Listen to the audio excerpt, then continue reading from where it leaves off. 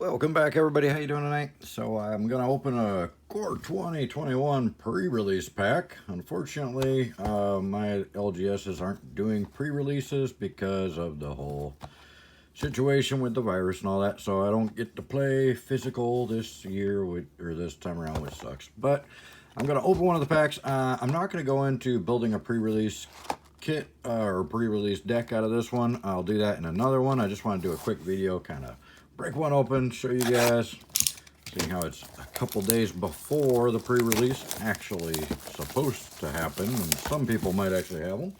Let me know in the comments if you're actually going to have one of your LGS. Oh, look, there's actually art on the box this time. Not much art, but a little bit of art. All right, so let's try and pull the cards out without seeing it here. And the code. All right, here's our die. It's got the M21 emblem on it, or logo, or whatever you want to call it. It's a black one in this particular kit. All right, and then we got our 6 packs, our divider, and our deck box. Nothing else exciting in there. Same as usual on that. And our 6 packs of Core 21. Don't let me forget that this time. I forget that all the time. I always forget to show people that one. So let's see what we get in here. All right. So I do have another box I'm going to open, a spell book, couple other videos coming here in the next day or two. So hopefully you guys are enjoying this early look at these sets. Blossoming Sand, yes, Grim Tutor first pack. The first box I opened, I did not get a Grim Tutor, and I was so disappointed because I wanted one so bad. I love this card. I loved it back when it first came out in Starter. I just wasn't able to get my hands on any. Actually, I think I might have had one back then, but I don't remember. That was a long time ago. But that is an amazing card. Not as good as Demonic Tutor, obviously, but it's not restricted, and now it's in Standard. So that makes it much better, technically, at the moment. I still love Demonic Tutor much better, but this is a great addition to Standard. If we can't have stuff like Demonic Tutor because it's too powerful, then this is definitely a good second option here. Then we got Furious Rise, Eliminate, pretty good card. That's going to see a lot of play, I think. An Aven Gagglemaster, which is a hilarious name.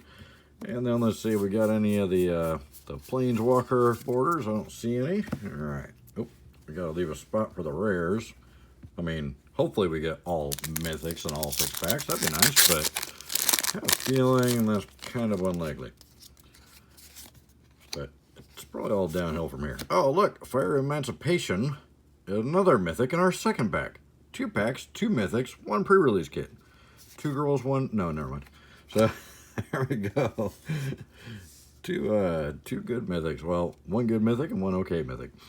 Sanctum of Tranquil Light, that's our, one of the shrines. This is probably one of the little bit better shrines. This might see a little bit of play just because it's a 1-drop, but the ability is kind of expensive. You gotta have a bunch of shrines out to make it worth it. Volcanic Geyser. One of my viewers reminded me that this is actually better than a Fireball because it's instant. It's not a sorcery, so it's 1 more than a Fireball, and you can't split it, but it's instant speed, so that does make it pretty good. Rain of Revelation, go reprint, and then our commons. No Planeswalker borders. All right. So what are you guys thinking of this set so far? Let me know in the comments there. I did open some 4 of the Jumpstart packs as well. Probably saw that video last night. Oh, foil land, our first foil. Oh, and a Spark Hunter Masticore. Nice. This is probably one of my favorite rares in the set. I think this card is huge.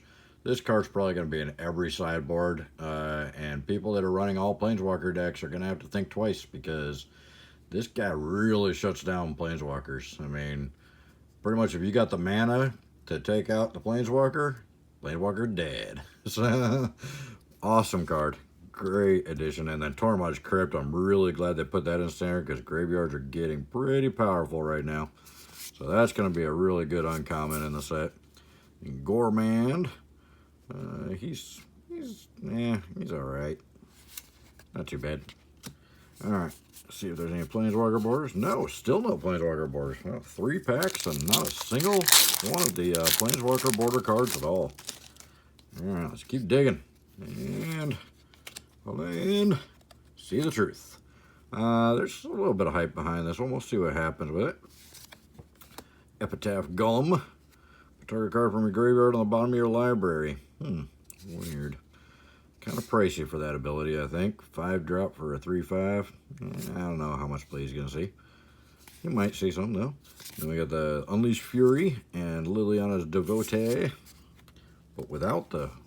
And then the Chandra's Magmut, also without the Planeswalker border. That's weird. Cancel. Ugh. Counterspell decks. Counterspell decks and discard decks. Two things I just don't even want to play. You're playing discard or you're playing counter, just... Oh, well, a nice swamps. That's the Liliana Planeswalker border swamp. Pretty card. And a foil Teferi's Protege right after it. And a Ruined Halo. I know this card's going to drop a lot in value because of the reprint. In fact, it already has. But it is probably a pretty good card to have in Standard, to be honest. Yeah, I mean, gives you protection from the chosen card name. It'll keep White alive a little bit longer. That's what White's supposed to be about.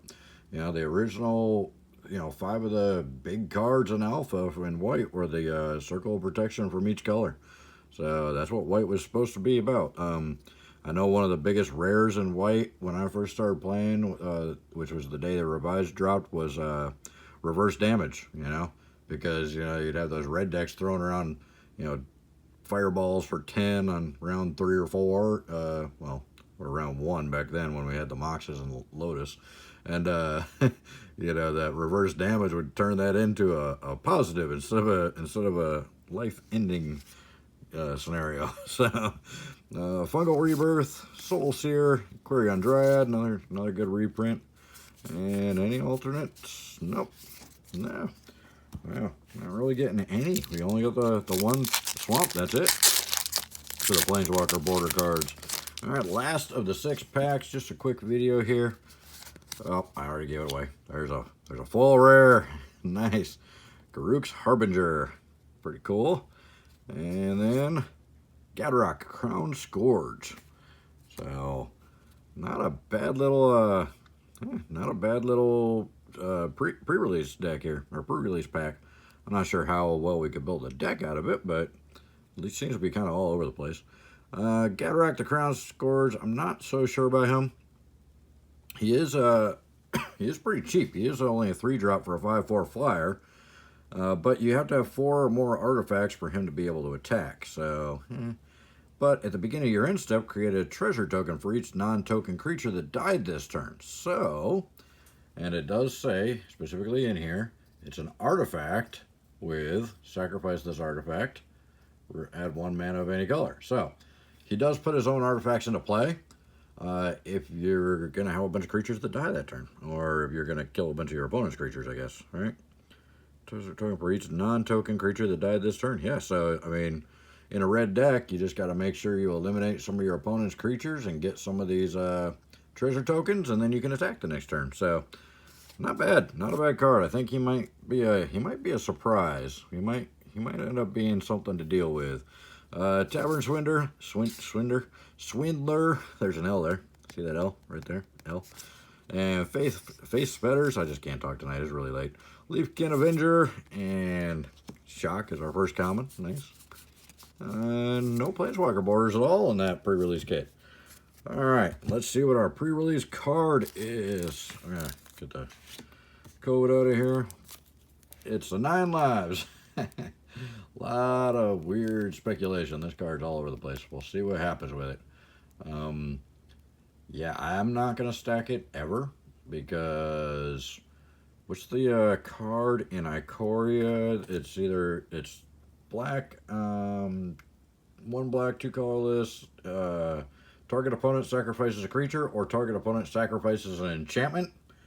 Yeah, hexproof doesn't get around them making you sacrifice it, so you better run this in an all enchantment deck and make sure you got other enchantments out there, because somebody throws that card at you, when this thing leaves play, you die. You lose the game.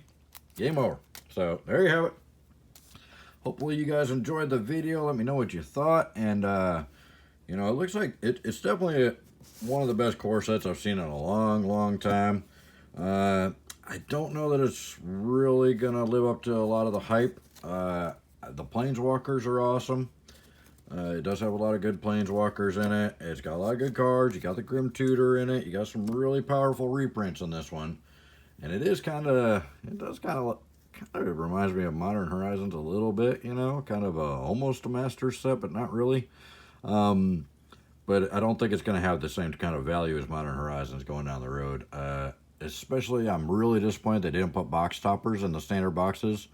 I was really hoping they were going to do that with every standard set from now on, or at least for a while.